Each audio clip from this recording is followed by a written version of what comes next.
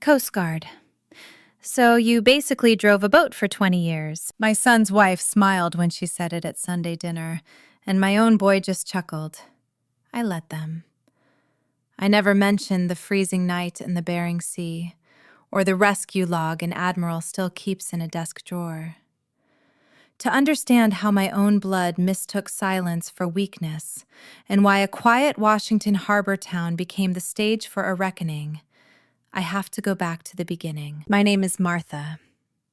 I am 58 years old. For 2 decades, I served as an aviation survival technician in the United States Coast Guard. Outside the military, folks just call us rescue swimmers. It is a quiet profession, built on jumping out of hovering helicopters into angry water, ignoring your own exhaustion, and bringing people home. When a commercial crabbing vessel takes on water in 40-foot swells and the gale is blowing so hard it strips paint off the fuselage, they do not send a boat. They send an aircraft. And when the steel winch cable lowers into the absolute pitch black, one person detaches from the hook and drops into the freezing ocean alone. That was my job. You learn very quickly out there that panic kills, and that patience is the only thing that keeps you breathing. In the water, you do not argue with a panicked survivor thrashing in the waves. You wait. You conserve your energy until they exhaust their frantic movements, and then you secure the harness. Not because you are weak, but because reacting to panic with anger gets you both drowned. Slow is smooth, and smooth is fast. When my knees finally told me it was time to hang up my fins, I traded the ocean for the edge of it. I retired with a handful of medals I kept in a locked box, a slight limp, and a deep need for solid ground. I bought 3 acres of waterfront gravel in Port Townsend, Washington, and built a marine repair yard from the dirt up. We pulled barnacle-crusted hulls out of the water. We rebuilt heavy diesel engines. We kept the local commercial fishing fleet moving. It was honest, heavy work. The smell of cut cedar engine grease and salt fog became my peace. I raised my son Mark around that yard. I taught him how to sand fiberglass, how to balance a paper ledger, and how to look a hard-working person in the eye. Because I spent so much of his childhood deployed on alert status, I wanted to make up for lost time. I brought him into the family business as the operations manager. I paid for his university business degree dollar by dollar. I thought I was giving him a foundation of iron. I did not realize I was building his sense of entitlement. Mark came back from the university a few years ago with a crisp suit, a head full of corporate buzzwords, and a new wife named Sarah. Sarah came from money. The kind of money that looks at a grease-stained pair of work boots as a character flaw, rather than a sign of a hard day of labor. She tolerated me. She saw a quiet, aging woman with a faded canvas jacket running a dirty boatyard. In her eyes, and increasingly in Mark's, I was just a stubborn relic standing in the way of a real estate gold mine. They wanted to bulldoze the repair sheds, pave over the gravel, and build a boutique luxury marina. They wanted espresso bars and venture capital. They wanted to push out the working fishermen. I told them absolutely not. Not because I hated progress, but because the men and women who actually worked the harbor needed a place to fix their livelihoods. That single rejection changed the temperature in my family. Mark and Sarah stopped seeing me as a mother. They started seeing me as an obstacle. They began to twist my quiet nature against me. Because I took my time answering questions, because I wrote things down on yellow legal pads instead of using a tablet, they quietly decided I was losing my grip. They mistook my deliberate military pacing for cognitive decline, which brings us to the aftermath of that Sunday dinner. The roast beef was dry, the wine was expensive, and the disrespect was loud. After Sarah delivered her smiling insult about me driving a boat, and after my own son laughed at the woman who gave him everything, silence fell over the dining room. I did not raise my voice. I did not slam my fist on the table. Facts over feelings. I neatly folded my cloth napkin. I set it beside my plate, thanked them for the meal, and walked out the front door into the damp Washington evening. Instead of driving home to my empty house, I drove my truck down to the harbor. The fog was rolling in thick off the water, glowing pale yellow under the streetlights. The air smelled like wet cedar and low tide. The boatyard was completely quiet, save for the breeze slapping the halyards against the aluminum masts of the docked sailboats. I unlocked the heavy steel door of the main office. I flipped on the small brass desk lamp and sat down in my worn leather chair. I just wanted to look at the paperwork for the upcoming week to ground myself in the reality of the business I built. But there was a brown leather portfolio sitting squarely in the middle of my drafting table. Mark had been working in the office on Saturday and must have left it behind in a hurry. He was always careless with his paperwork. The flap was unbuckled. A thick manila folder had slid halfway out onto the scuffed wood. The red tab on the side caught my eye. It bore the embossed logo of a major commercial bank in Seattle. Mark was only supposed to be handling our basic weekly payroll. He had zero authorization to speak with commercial lending officers. I opened the cover. I am a methodical woman. I went through every single line on the first page, and then I reviewed it a second time. It was a massive stack of legal paperwork. A formal application to transfer the controlling shares of the boatyard into a brand new holding company. A company owned exclusively by Mark and Sarah. I flipped past the financial statements. It was the attached legal addendum on the second page that made the breath stop in my throat. Right there in stark black ink, my son had petitioned the bank for an emergency transfer of financial authority. The reason listed was not a business strategy. It was a medical claim. He stated his mother was suffering from severe and rapidly declining mental capacity. He cited my slow speech, my reliance on written notes, and fabricated incidents of me wandering around the docks looking confused. Attached to the back was a drafted affidavit, unsigned but fully written out in Sarah's neat corporate language. It claimed that I was a danger to the safety of the heavy machinery yard, and that I was no longer mentally fit to manage my own affairs. I stared at the words 3 times. My own son was quietly building a legal case to declare me incompetent. He was planning to steal my life's work by erasing my dignity using a fabricated medical condition as his weapon. He had already scheduled a private meeting with the bank executives for the Friday of Memorial Day weekend. Just under 3 weeks away. Silence. In the rescue swimming community, there is a distinct moment right before you drop from the helicopter into the black water. You brace your core, clear your mind, and prepare for the shock. I stood in the empty office, listening to the rain batter the windows. I did not tear the paper. I did not throw a punch at the wall. I carefully closed the folder, placed it exactly where I found it, and took a deep breath. I prepared for the drop. The next morning, the heavy Pacific fog was still clinging to the spruce trees when I unlocked the yard gates. I walked into the main office, made the coffee, and waited. At 8 o'clock, Mark arrived. He wore clean-pressed khakis and expensive leather boots that had never touched engine grease. He walked straight to my drafting table, casually scooped up the brown leather portfolio he had left behind, and tucked it under his arm. "Morning, Mom," he said. His voice was bright, entirely too loud. It was the voice you use when speaking to a child. "You look tired. Did you forget to set your alarm again?" I looked at him over the rim of my coffee mug. "I have been here since 6, Mark." He offered a patronizing little smile, shook his head as if I were confused, and walked into his private office. He had no idea that I had reviewed every single page inside that folder. Over the next 2 weeks, the betrayal accelerated. It was not a loud, sudden mutiny. It was a slow, deliberate poisoning of the well. Mark and Sarah began moving through the town quietly, painting me as a fragile, fading older woman to anyone who would listen. They needed witnesses to support the medical affidavit they planned to submit to the bank. I noticed the small shifts first. The local marine parts supplier, a man I had done business with for a decade, called the main line to discuss a massive invoice for winterization supplies. Usually he asked for me directly. This time he hesitated. "Martha," the supplier said over the phone, sounding deeply uncomfortable.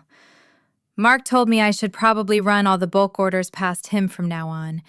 He mentioned you were having some trouble keeping the accounts straight. I just wanted to make sure everything was okay." I felt a cold knot tighten in my stomach. "I am perfectly fine," I replied softly. "Send the invoice to my desk. I will handle it." But the isolation did not stop with the vendors. Therefore, it soon spread to my own employees. Mark started giving direct orders to the heavy crane operators without consulting me.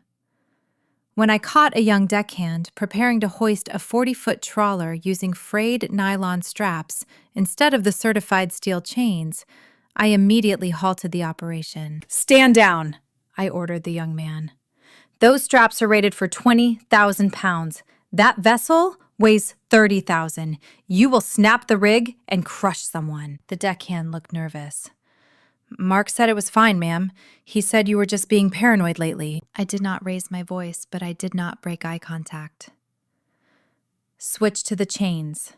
Now." The boy scrambled to obey. I walked away, my jaw locked tight. Mark was not just stealing my business. His careless arrogance was risking my crew on the docks. Sarah was even more aggressive. She began showing up at the yard during her lunch breaks, carrying herself like an executive inspecting a newly acquired factory. She made a point to corner the harbor master near the seawall. I stood 50 feet away, tightening a mooring line, and listened to her operate. She pitched her voice into a tone of manufactured sympathy. She told the harbor master that it was breaking her heart to watch my mind slip. She claimed I was wandering the docks at night, forgetting where I put my keys and struggling to recognize the names of longtime clients. "We just want her to rest," she sighed, placing a manicured hand on the harbor master's arm. She basically drove a boat for a living, and now the stress of running a real business is just too much for her age. That dinner table jab was not just arrogance. It was the foundation of their legal strategy. If I was just a low-level boat driver, then obviously I lacked the sophisticated mental capacity to run a multi-million-dollar waterfront property in my old age. She also started calling the relatives. My own sister called me from Oregon on a Wednesday, asking gentle, patronizing questions about whether I had remembered to eat breakfast, or if I needed her to come up and help me clean the house. Sarah was actively salting the earth of my reputation within my own family. The disrespect was absolute. Most people would have exploded. Most mothers would have grabbed their son by the collar, dragged him into the office, and screamed until their throat gave out. Most business owners would have fired him on the spot and called a lawyer. But sometimes you shout to be heard. Sometimes silence is the heaviest weapon you can wield. I did not react. I leaned into the exact role they were writing for me. When Mark asked me about a parts order, I paused a beat longer than usual before answering. When Sarah breezed through the office demanding profit projections, I adjusted my reading glasses slowly, looked at my yellow notepad, and asked her to repeat herself. I saw the smug little glances they exchanged. They thought I was fading.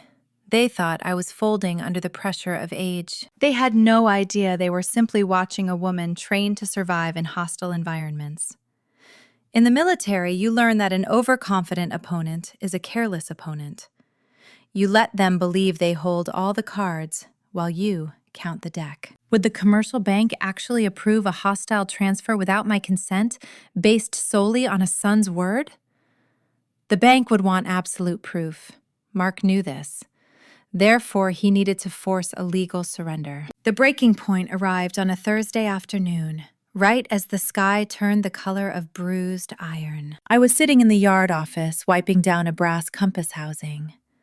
The heavy wooden door opened, and Mark walked in. He was followed by Sarah, who was holding a sleek white folder. Mark locked the door behind them. He sat down heavily in the chair opposite my desk. Sarah stood behind him, resting her hands on his shoulders like a general surveying a conquered battlefield. "Mom, we need to have a very difficult conversation," Mark said. His voice was thick with fake sympathy. "We love you. You know we love you. But this yard is falling behind, and honestly, you are slipping." I kept wiping the brass. "Slipping." "Yes," Sarah cut in, her voice sharp and clinical. "You are forgetting things, Martha. You are struggling with the daily operations. We have spoken to the crew. We have spoken to the vendors, and frankly, we have spoken to your own family. Everyone agrees. It is not safe for you to run this place anymore." "We have set up a meeting next Friday," Mark said, leaning forward. "The Friday of Memorial Day weekend, with the commercial bank in Seattle. We have the transition paperwork drawn up in this folder. We want you to sign over the controlling shares to our holding company today. We will give you a generous monthly stipend. You can fish, you can relax." I set the rag down and looked at the white folder. "And if I do not sign?" Sarah lost her fake sympathy instantly. "If you do not sign it," she said, her voice dropping to a harsh whisper, "we will be forced to proceed with a formal medical review. The bank is already aware of your cognitive decline. If we go to a judge, this will be public. It will be ugly. You will lose the yard anyway, and you will lose whatever dignity you have left in this town." An ultimatum. "We are offering you a graceful exit, Mom," Mark added. "Sign the papers. Step down. We will even host a retirement dinner for you at the local VFW hall for Memorial Day, a celebration of your little Coast Guard career and your time here. But if you fight us, I will drag you into family court for a competency hearing before the long weekend even starts." Silence. They expected me to rage. They expected me to yell, to rip the papers, to prove their narrative of instability right there in the office. Instead, I looked from my son's weak, averted eyes to his wife's confident glare. I realized then that my own son was entirely gone. "I understand," I said quietly. "So you will sign?" Mark asked, a triumphant smile breaking across his face. "I need time to review these terms," I replied, standing up. "Leave the folder. I am going home." Mark let out a long breath. He thought I had folded. He thought the quiet old boat driver was simply too tired to fight back.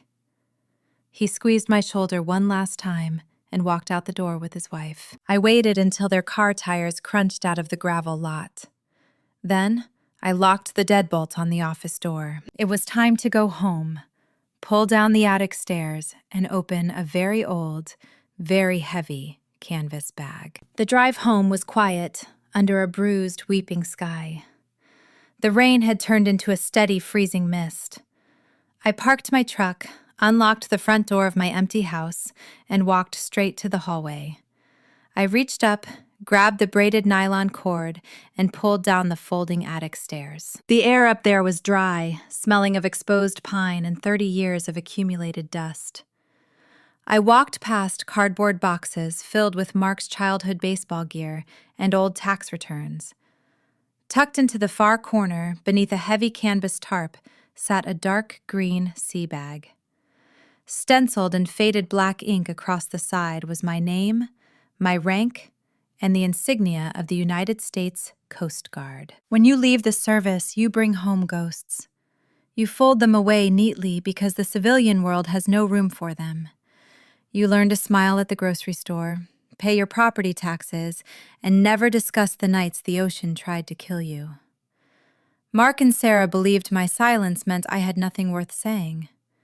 They did not understand that true professionals do not need to advertise their scars. I unclipped the heavy brass latch. Inside the bag rested a rigid, fireproof lockbox. I spun the combination dial and popped lid. Neatly stacked inside were my original enlistment contracts, my flight logs, and my final separation papers. My formal discharge document sat right on top, heavily black inked, with the details of 20 years of aviation survival missions. Proof of the woman I actually was. But I was not looking for my military history just yet. I reached deeper into the box and pulled out a faded manila envelope marked with the embossed seal of a county clerk. This was the original property deed and the founding articles of incorporation for the boatyard, drafted nearly 30 years ago when the land was just mud and scrub brush. When I first bought the property, I used a sharp, older lawyer in Seattle who specialized in maritime law. He was a retired Navy judge advocate general. He knew exactly how ruthless business and family could become when serious money was on the table. When I told him I wanted to build something I could eventually pass down to my boy, he had insisted on writing a very specific protection into the founding charter. I sat down on an old cedar trunk, put on my reading glasses, and traced my finger down the thick, typewritten pages until I found Section 4, Paragraph B. The founder's veto. The clause was absolute. It stated clearly that as the original founding owner, no transfer of controlling shares, corporate restructuring, or emergency reassignment of financial authority could legally occur without my physical, notarized signature applied in the presence of the company's designated legal counsel. Medical affidavits did not matter. Emergency petitions from family members did not matter. If my son took his fake competency claim to the commercial bank, the bank's own legal department would run a title check, find this charter, and instantly reject his application. Mark could not steal the yard. The legal threat was entirely neutralized. I let out a slow, steady breath. The relief was profound, but it quickly turned cold. If I simply handed Mark this document right now, he would be furious. He would realize he was beaten legally, but the poison would remain. He would still go back to his wife, and they would continue to smear my name around the town. They would still whisper to the vendors that I was losing my mind. They would still tell people I was a broken old woman who just drove a boat. A piece of paper does not change a liar's heart. To stop a false narrative, you have to drag it into the light and crush it completely. I needed them to put their arrogance on full public display. I needed an undeniable authority to set the record straight in front of the very community they had tried to turn against me. I looked back down into the open lockbox. Resting beneath the legal envelope was a small velvet-lined box. Inside lay a heavy bronze medal, the Distinguished Flying Cross, awarded for heroism in aerial flight. Tucked neatly beside the box was a folded piece of heavily creased paper, a copy of the official Coast Guard incident log from December 14th, 1991. The Bering Sea, the night I earned that cross. I stared at the faded ink.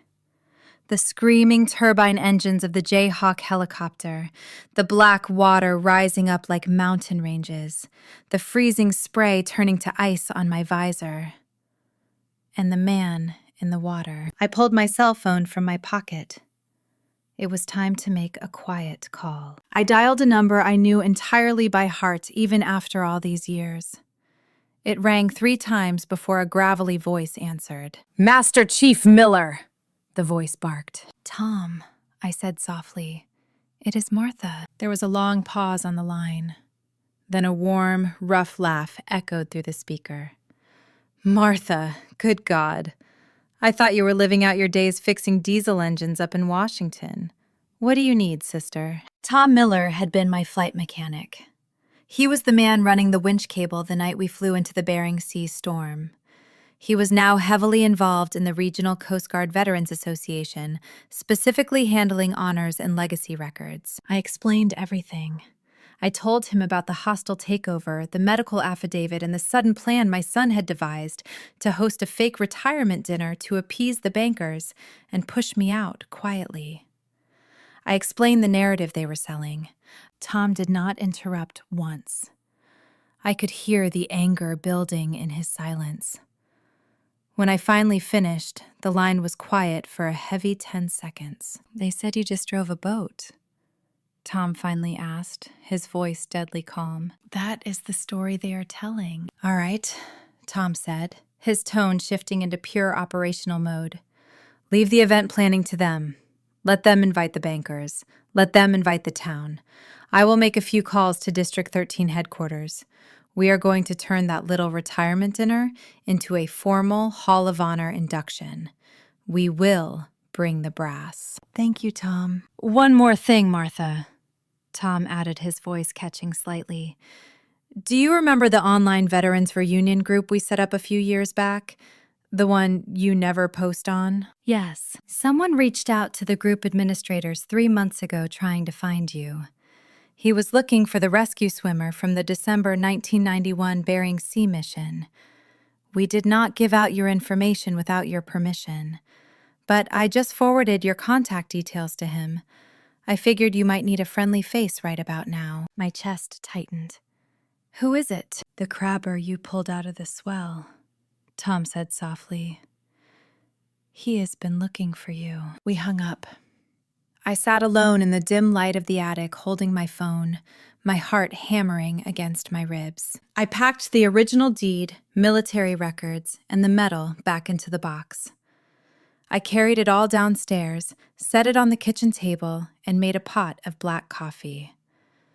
The rain lashed against the windows as the evening turned into pitch black night. At exactly midnight, midnight, my phone buzzed on the wood surface. An incoming call.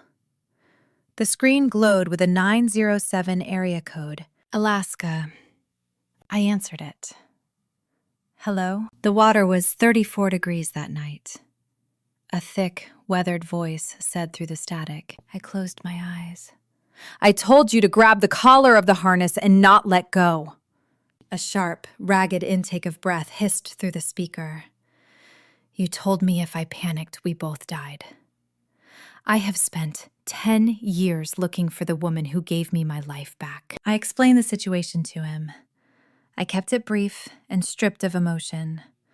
I told him about the upcoming Memorial Day dinner at the local VFW hall and the false story my own family was using to take everything I had built. "They need to understand what you did," the man said, his voice hardening into absolute resolve. "A piece of paper will not teach your son respect. He needs to look a dead man in the eye. I am booking a flight to Washington right now." The next morning, I walked into the main office of the boatyard and surrendered. Not truly, of course. But in the eyes of my son, I was a broken woman retreating into the fog. Mark was sitting at my drafting table, casually flipping through a marine supply catalog. I stood in the doorway, held my canvas work jacket in my hands, and let my shoulders slump just a fraction of an inch. "I have thought about your offer," I said quietly, keeping my voice flat. "I do not want a family court fight. I do not want to be dragged in front of a judge to prove my own mind." Mark dropped the catalog. A massive, victorious smile spread across his face. He stood up, walked over, and clapped me on the shoulder with exactly the kind of forceful, patronizing weight you use on an obedient dog. "I knew you would see reason, Mom," he said, his voice entirely too loud. "It is the right choice. We are going to have a great evening for you at the VFW hall. A nice little send-off for Memorial Day weekend. And Mr. Henderson from the commercial bank in Seattle will be there to finalize the transfer paperwork in person." I nodded slowly. "Saturday evening." "Saturday evening," Mark confirmed, practically vibrating with triumph. Therefore, the trap was officially set. In the aviation survival community, there is a fundamental rule regarding momentum. When you are suspended on a steel cable above a violently pitching ship, you do not fight the swing of the aircraft. You let the chaotic momentum of the storm bring the target directly to your hands. I spent the next 2 weeks letting Mark and Sarah swing wildly with their own arrogance. Now that they believed they had won, they stopped pretending to care. Mark began ordering my seasoned crew around like a dictator. He brought 2 commercial lending executives from the Seattle bank down to the docks for a private tour. They were sharp young men in tailored suits, looking at my repair sheds the way wolves look at a wounded calf. I watched from the deck of a dry-docked trawler as Mark pointed at me. I could not hear his exact words over the sound of the diesel generators, but I saw the bankers nod with sympathetic, condescending smiles. They were looking at a tragic, older woman who was finally being put out to pasture. Sarah was even worse. She took over the office entirely. She boxed up my maritime maps and replaced them with abstract canvas prints. She brought in expensive espresso machines and loudly complained about the smell of diesel fuel on the employee uniforms. She was already spending the loan money in her head. On Thursday afternoon, just 2 days before the dinner, Mark actually called me into his office to rehearse my surrender. He handed me a typed piece of paper. It was a 3-paragraph speech Sarah had written for me. It was full of hollow, self-deprecating jokes about getting too old to remember how to start a boat engine and praising my son's visionary leadership. "Just read it exactly like this, Mom," Mark had said, tapping the paper. "Keep it short. If you stumble over the words, just laugh it off. The bankers love a little humility." I had folded the paper neatly, put it in my pocket, and promised him I would deliver a speech they would never forget. He had smiled, completely missing the iron in my voice. They were so blinded by their incoming payday that they completely missed the subtle changes happening around town. They did not notice that the local harbor master had quietly cordoned off a massive premium parking section behind the VFW hall. They did not notice the catering order being upgraded from cheap finger food to a prime rib dinner paid for anonymously by a regional military association. And they certainly did not notice the heavy black government vehicles that began arriving at the local bed and breakfast on Friday afternoon. Overconfident antagonists always get careless. During those 2 weeks, I spoke with Tom Miller twice. The Coast Guard machinery was moving quietly in the background. District 13 headquarters had officially sanctioned the Saturday dinner as a formal military honors presentation. But they were keeping it off the public schedule. To the town, it was just a local retirement party. To the military, it was a tactical operation. And the man from Alaska. His flight was confirmed. He was arriving in Seattle on Friday night, and Tom was personally driving him down to Port Townsend. By Saturday evening, the coastal fog had rolled back into town thick and heavy. Memorial Day weekend had officially begun. The air off the Puget Sound was crisp and cold, carrying the sharp scent of pine needles and salt water. I stood in my bedroom, staring at myself in the mirror. I did not put on a cheap suit. I wore a tailored dark navy blazer. I carefully pinned my miniature medals to the left lapel. They were small, quiet, and carried the weight of 20 years of ocean survival. I checked my inner pocket. The faded manila envelope containing the original property deed with the founder's veto was resting securely inside. I drove my truck to the VFW hall. The building sat on a small hill overlooking the harbor. It was a sturdy brick structure, normally quiet on the Saturday evening, smelling of old draft beer and floor wax. Tonight, the parking lot was absolutely packed. Mark had spared no expense trying to impress the bank executives. I saw the shiny black luxury sedans of the commercial bankers. I saw the heavy trucks of the local vendors. I saw my sister's rental car. They were all here to watch the gentle, fading boat driver get pushed out to sea. I sat in my truck for a long moment, listening to the engine idle. I smoothed the lapels of my dark blazer. Slow is smooth. Smooth is fast. I stepped out of the truck and walked toward the entrance. When I pushed through the heavy wooden double doors of the hall, the noise washed over me. Mark and Sarah had transformed the front half of the room into a cheap corporate mixer. There was a banner hung unevenly across the wall that read, "Happy Retirement, Martha." The room was full of round tables draped in cheap white linen. Waiters moved through the crowd with trays of drinks. The commercial bankers were standing near the bar sipping expensive whiskey and checking their gold watches, waiting to secure their new waterfront asset. I paused at the edge of the room. My son was sitting at a large table right up front, exactly where he wanted to be. He was wearing a sharp, tailored suit.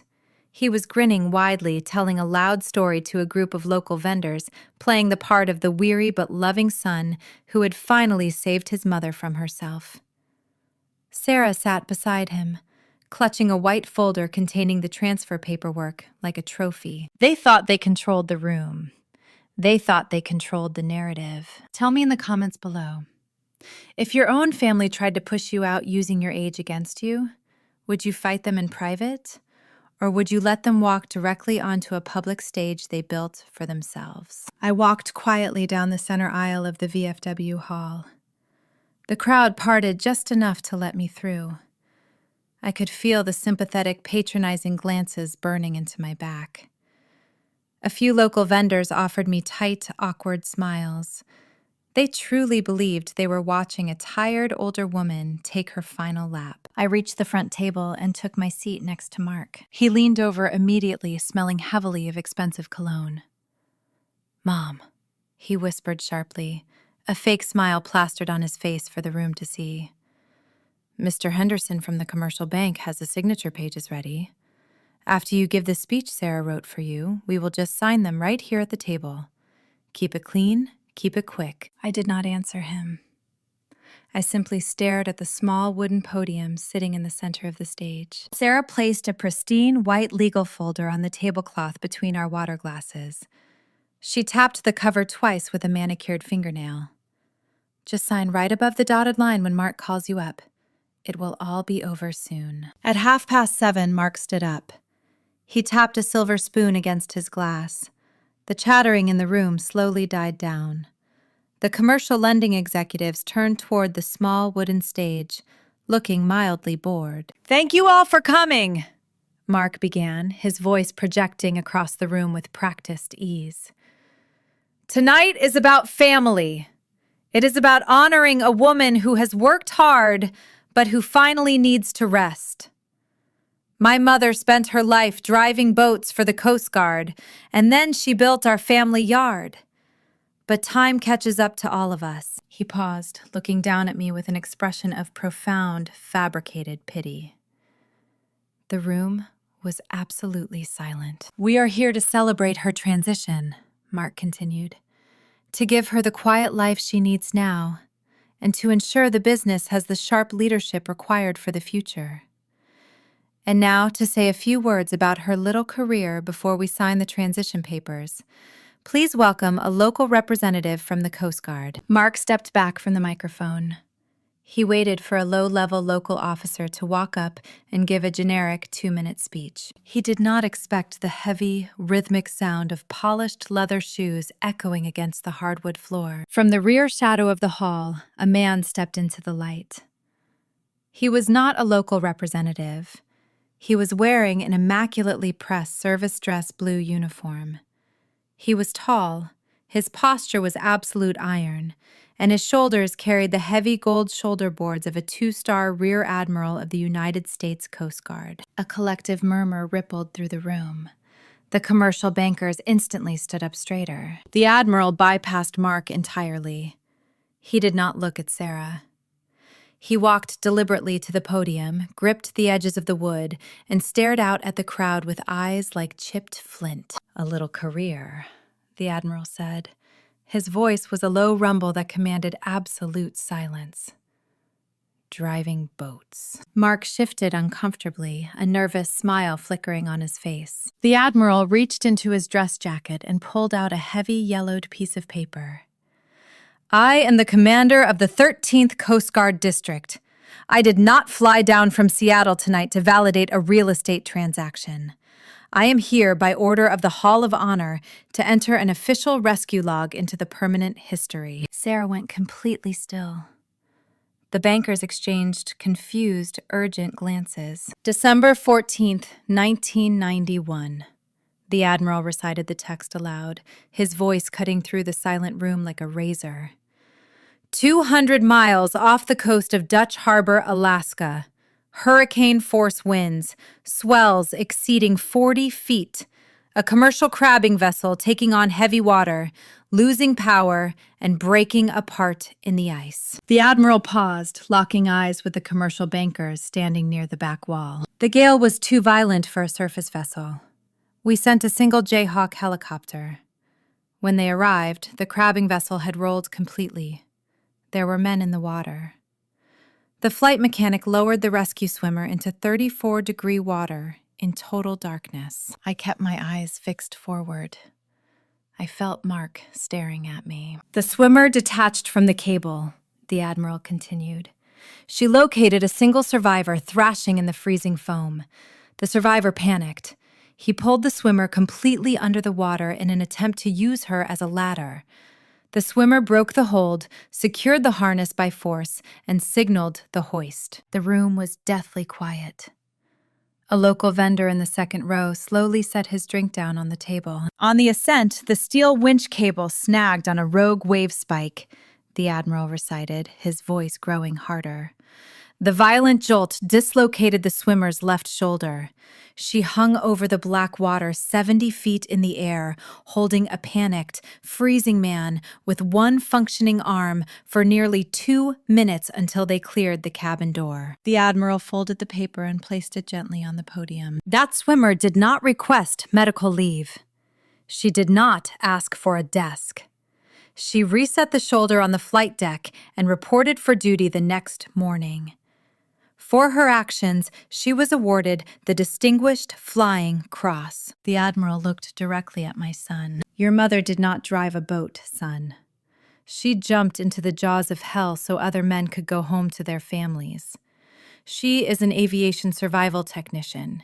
She is a master of pressure. Mark's face had drained entirely of color.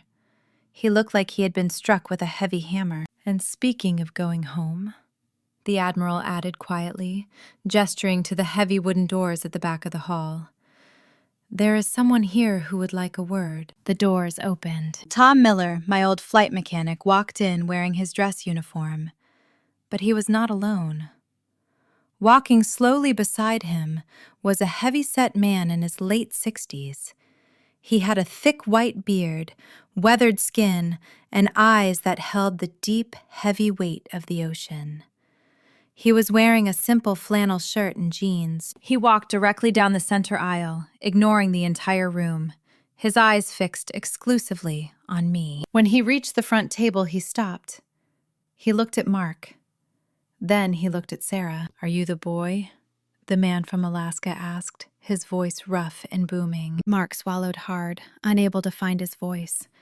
He managed a tiny, terrified nod. "My name is Jacob," the man said, pointing a thick, scarred finger at my son. 30 years ago, your mother pulled me out of the Bering Sea. I was dead. The ocean had me. Your mother ripped me back to life with a broken shoulder and refused to let me drown." Jacob turned slowly and faced the crowded room, locking eyes with the commercial bankers and the vendors who had doubted me. "The man your mother pulled out of the Bering Sea flew 9 hours to be here tonight," Jacob announced to the room, his voice vibrating with restrained anger. Jacob turned back to Mark, leaning over the table, bringing his face inches from my son's pale cheek. "Son," Jacob whispered heavily, "tell these people what exactly just a boat did for you." Silence. Absolute, crushing silence. The narrative they had spent weeks building shattered into dust in 30 seconds. The vendors who had questioned my orders stared at the floor in shame. The harbor master looked physically sick. Mr. Henderson, the senior executive from the Seattle Commercial Bank, stepped forward from the back of the room. He looked furious. He walked directly up to Mark's table. "Mr. Henderson, please, this is a misunderstanding," Sarah stammered, frantically grabbing the white folder. "We have the medical affidavit right here. She just needs to sign it." "Do not speak to me," the banker snapped. He looked at Mark with total disgust. "We run background checks on hostile takeovers, son. But we relied on your explicit word regarding your mother to bypass the secondary medical review." Henderson looked at the Admiral, then at the man from Alaska, and finally at me. He turned his anger back onto Mark. You lied to a federal lending institution to steal your mother's property using a fabricated medical crisis? Henderson stated, his voice carrying perfectly across the silent hall. There will be no transfer of shares. The commercial loan is canceled immediately. Do not ever contact our firm again. The banker turned on his heel and walked out the door. The other executives followed him instantly. Mark stood frozen. The color had completely vanished from his face. His grand scheme, his luxury marina, his entire future of easy money had just evaporated in front of the entire town. His wife was staring at the table, humiliated and defeated. The crowd began to stand. It was not a polite applause. It was a heavy, deafening roar of respect from the local men and women who suddenly realized exactly who had been living quietly among them. As the noise swelled, Mark leaned down. He was desperate pale and trembling like a leaf. "Mom," Mark whispered frantically, his voice barely audible over the cheering. The bankers left, but the meeting. The bank meeting in Seattle is still legally set for Tuesday morning. I still have the medical affidavit. We can fix this if you just sign the folder now. I looked at my son. Even after an admiral had dismantled his lies, and even after the man from Alaska had shattered his narrative in front of the entire town, Mark was still clinging to a piece of paper. He honestly believed his fabricated medical affidavit was the only thing standing between him and his luxury marina. I did not raise my voice. I did not stand up. I simply reached into the inner pocket of my dark navy blazer. I pulled out the faded manila envelope I had carried down from the attic. I laid it flat on the table directly over Sarah's crisp, white folder. Tuesday morning, I said quietly. Mark stared at the yellowed paper, completely confused. I pulled the original 30-year-old property deed and the founding corporate charter of the boatyard from the envelope. I tapped Section 4, Paragraph B with my index finger. Read it aloud, Mark. You have a university business degree. Read the founder's veto. Mark squinted at the faded ink. His lips moved slightly as he read the legal language. As his eyes tracked down the paragraph, the last remaining trace of arrogance completely vanished. His shoulders slumped. No transfer of controlling shares, Mark whispered, his voice trembling, can legally occur without the physical, notarized signature of the founding owner applied in the presence of the company's designated legal counsel. I looked at him. Medical affidavits do not override a founder's veto. An emergency family petition does not override a founder's veto. If you had actually submitted that folder to the commercial bank on Tuesday morning, their legal department would have found this charter in the county records. They would have thrown your application in the trash, and then they would have called the police for attempting to defraud a commercial lender. Sarah finally looked up from the table. The reality hit her instantly. We never had a chance, she muttered, staring at the old paper. No, I replied softly. You did not. Then why did you let us do all of this? Mark asked, his voice cracking, sounding like a very small, very lost child. Why let us organize this dinner? Why let the bankers come? Because, I said, folding the original charter and slipping it back into the envelope. A piece of paper would have only stopped the transaction. It would not have stopped the lies you were telling the vendors. It would not have stopped the story your wife was telling the harbor master. You needed to understand the difference between driving a boat and surviving a storm, and you needed to learn it the hard way. The VFW hall was beginning to clear out. The local vendors were leaving, giving Mark cold, hard stares as they walked past the table. Tom Miller and Jacob, the man from the Bering Sea, walked over. Jacob clapped a heavy hand on my shoulder, nodded once, and stepped back. He had said everything he needed to say. I stood up. I looked down at my son. I could have fired him on the spot. I could have thrown him out of the yard forever and let him try to explain to his corporate friends why his mother banished him. I had the absolute right to be vindictive. But revenge is a chaotic emotion. It is a violent reaction. And as a rescue swimmer, you learn that reacting violently only creates more wreckage. You do not destroy a survivor just because they panicked and pulled you underwater.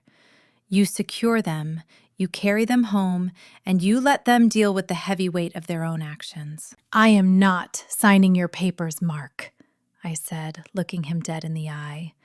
And you are no longer the operations manager of the boatyard. Mark closed his eyes.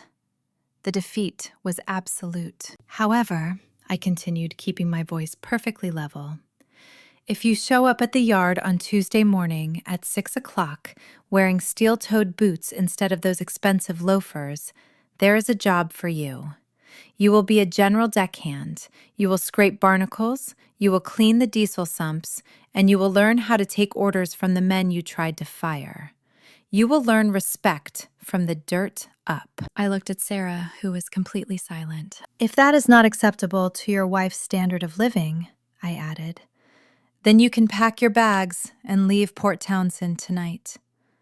The choice is yours. I picked up the manila envelope, nodded to the Admiral standing near the stage, and walked out the front doors with Jacob and Tom into the cool, foggy Washington night. Mark did show up on Tuesday morning. He was wearing cheap canvas coveralls and heavy boots.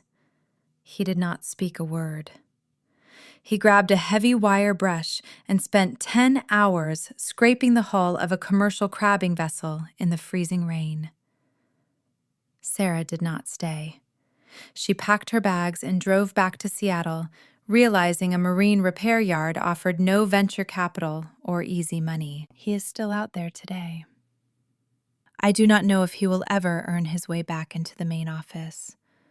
But I do know that my son is finally learning what a hard day of work actually feels like. The vendors stopped questioning my orders. The rumors around town vanished completely. The boatyard remained exactly what it was always meant to be, a place for honest work. Sometimes the people closest to you will mistake your quiet nature for weakness. They will look at your history and reduce it to something small and manageable, simply because it makes them feel bigger. But a true record of character is never truly buried. It is just waiting for the right moment to be read aloud. Should a mother give her son a second chance? Or protect the yard and walk away? Sound off in the comments below. And if you believe that true respect is earned through quiet endurance rather than loud boasts, hit the subscribe button. Stick around for the next story, because out here, there is always a storm coming, and the quiet ones always have a logbook somewhere.